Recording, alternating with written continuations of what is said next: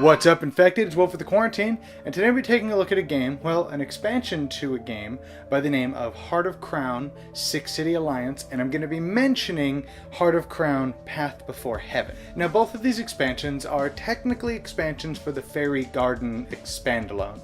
Effectively, but there's nothing in there that says you can't mix them with the base set or vice versa. Now, I was only able to get the 6 City Alliance prototype to be able to review because there was a problem with the timing when the Path Before Heaven was completed versus when they had to get the prototypes out for people to get reviews out.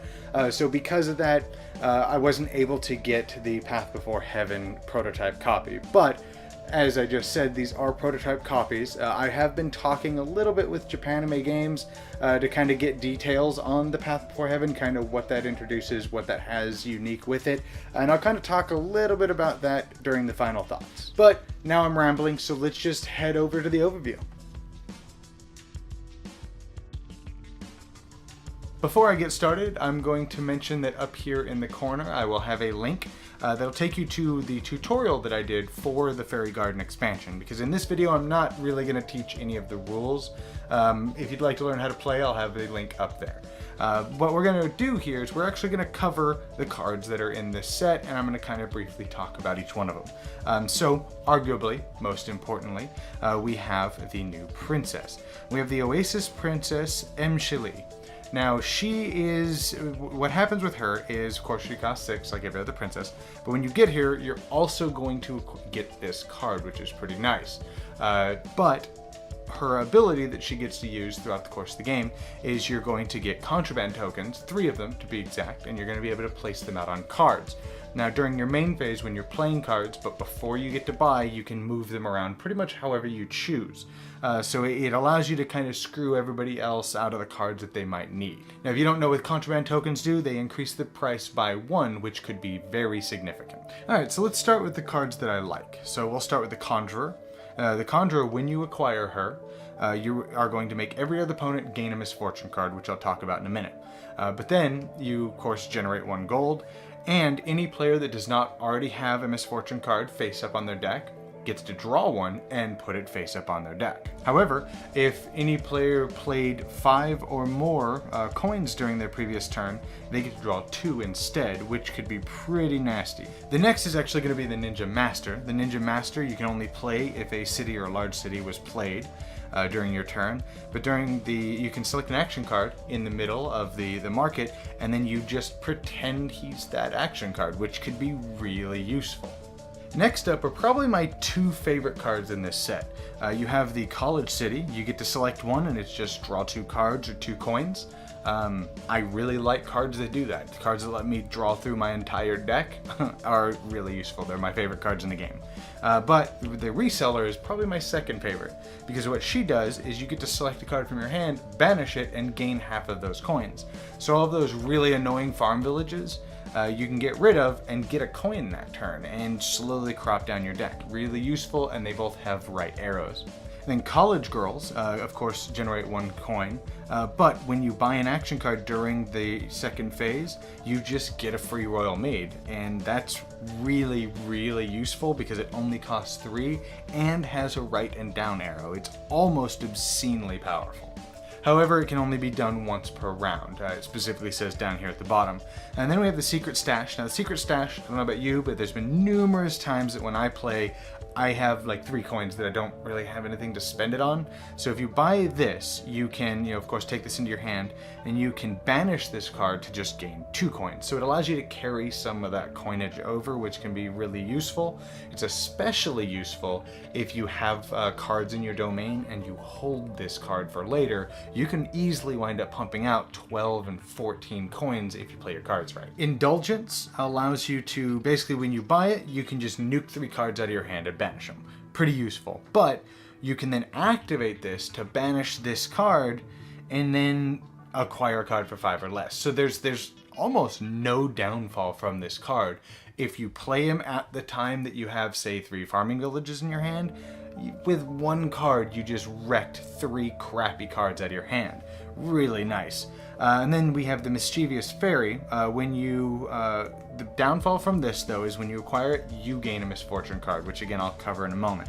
But each player, when you play this, each opponent is going to gain a Misfortune card, and then they basically give you a coin that you get to spend.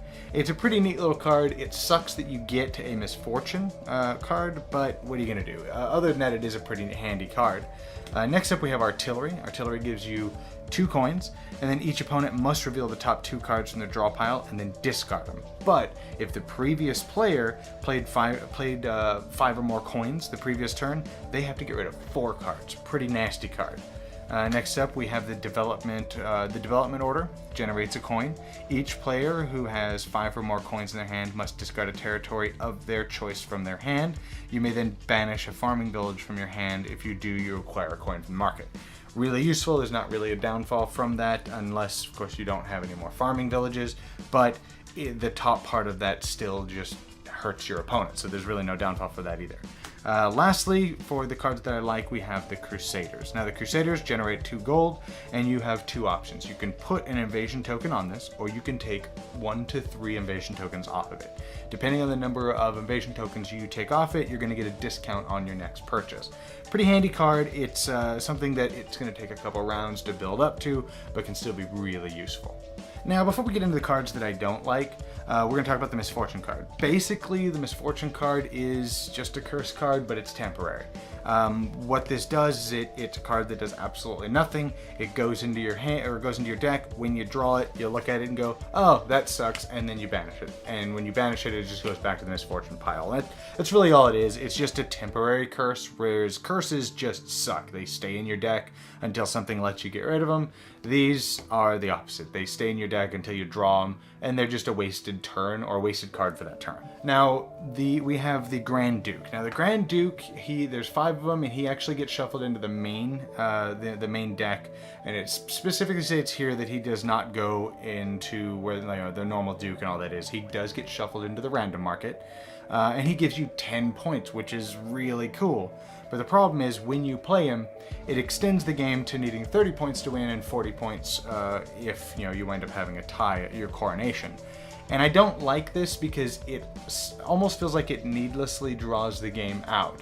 Now, of course it's not, because it increases it for everybody else and you're still the same number away effectively, because it has 10 and you can acquire a couple of them and win really easily. But overall, I wasn't a big fan of him.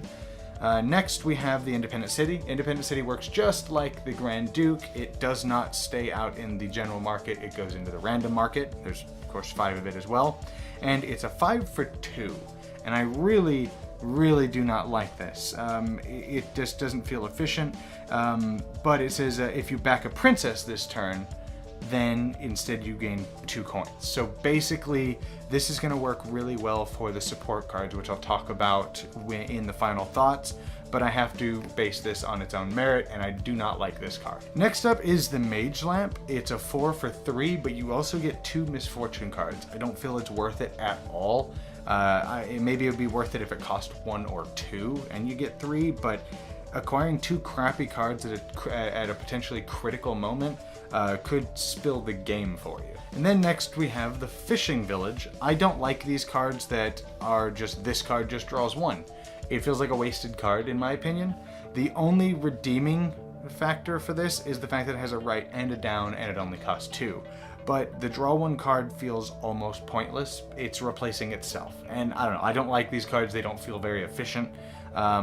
Where a deck builder is really an efficiency engine builder, I feel these cards are not the best. Now, if they're your only option, if you play random and this is the only card that lets you draw, then sure, I guess. But rather than this, you could have just drawn the other card. So, whatever. The exception to that is if you have cards that allow you to put cards back on the top of your deck, this could be really good. And lastly, the card that I hate the most in this set is actually Mercenaries. This card is trash. It's a 5, generates 2, and really all this card does is if anybody has 5 or more cards in their hand and any one of those cards is a farming village, they have to just put it on the top of their deck. Other than that, they reveal their hand. That's all this card does. It's really going to slow people down next to nothing. And if this card costs 2 or 3, I would say yes, this is an awesome card, or even 4, but for 5, it's not a good card. The games that we played, I don't think anybody ever bought one of these. And those are the cards for Six City Alliance. So I'm not really going to beat around the bush. I'm a big fan of Heart of Crown, so I thoroughly enjoyed this. It has a new princess, has a bunch of new cards, and adds a couple new mechanics which are pretty cool. First of which is hand activation, which is really interesting, where you buy these cards and you don't actually have to play them. So if you have a dead-end chain, you can still activate them out of your hand, which is pretty interesting. I actually really enjoy that bit there. Now let's talk about the Princess Emshali. Now I know, the base set Fairy Garden did not come with any new princesses. It basically came with the 30 new cards, and that's really it. Other than that, it's really the base set. So this set does come with that Princess Emshali, and I'll say right out of the gates, she's pretty neat. She's no Clam, because let's face it, it's a best princess, but she is pretty interesting. First and foremost, she gets that unique land that is pretty cool. But her ability that you're going to get to use, if you get her early, you can really control the market. Because the way hers works is during your main phase, when you're playing those cards, you get 3 contraband tokens, you put them out where you want, and you can be like, I don't want somebody buying this or this or this. Pretty neat. But you have to put them before you buy, and you're also affected by your contraband tokens. And that's where her flaw comes into play, because if there's, say, only one card, you have to have your 8 unique cards. If there's only one of the card that you want, sweet. You put the contraband tokens on cards you don't want people getting, you buy that card, good. But if there's 2, 3, 4 cards of the one that you want, other people are going to buy that card after you because you didn't put a contraband token on it. Because if you put one there, unless your economy is better, which of course you're going to know with the cards in your hand, but unless your economy is better, you're just going to be hurting yourself, and that's kind of a bummer.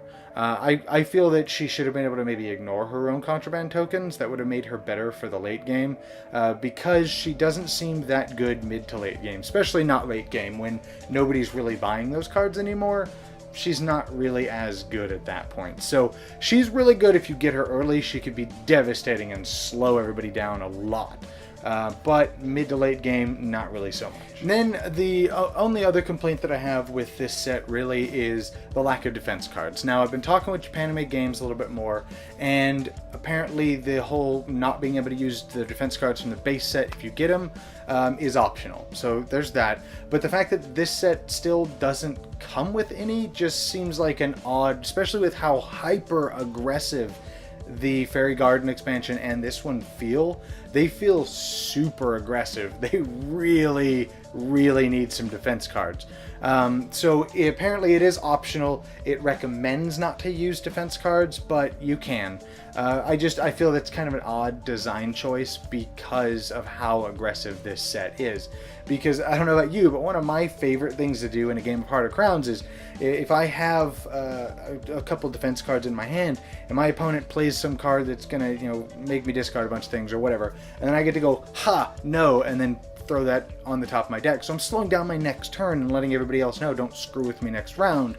But I'm still slowing myself down. So there is that downfall, but I'm able to thwart their stuff. And then they maybe drop another one and you go, nope, and throw another one out. And that's just, it's really fun. And because some of these cards, if they chain together, can be really devastating. So I feel it's a little weird that there's no defense cards. But again, I found out it is optional, so you can use your defense cards from the base set. I mentioned a little bit earlier that there was a timing issue, which is why I don't have the Path to Heaven expansion. From what I understand, basically, Japanime Games was still working on the files and they weren't finished yet, around the time that they had to get prototypes out to reviewers so they can get the reviews out on time, basically. So because of that, I wasn't able to get the Path to Heaven expansion, is basically what that boils down to. However, I have been talking with Japanime Games, and the biggest thing that the Path to Heaven adds are support cards. The way the support cards work is they cost +2. So basically what it means is when you back a princess, you can pay 2 additional gold and also get a support card. So it's going to be a new way to allow some flexibility, hopefully maybe help some of the weaker princesses that aren't really that good, that never really get picked, might make them get picked a little bit more if you match them with the proper support cards. But I thought that was really, really interesting. And there's that one land that I don't like that gives you 2 extra gold. So basically, if you play a princess the same time you play that land, you basically get a free support card. But the reason why I still don't like it is it's a one-time thing. You only ever back a princess once, and it's not that good of a card. So there's that you have to weigh with. Maybe if you have one in your deck and you happen to time it right, maybe. But those are really cool. I like the idea of those support cards. So that's my review for the Heart of Crown 6-City Alliance. And I guess a little bit of a dash of Path to Heaven. If you aren't a fan of Heart of Crown, you're not going to like this set.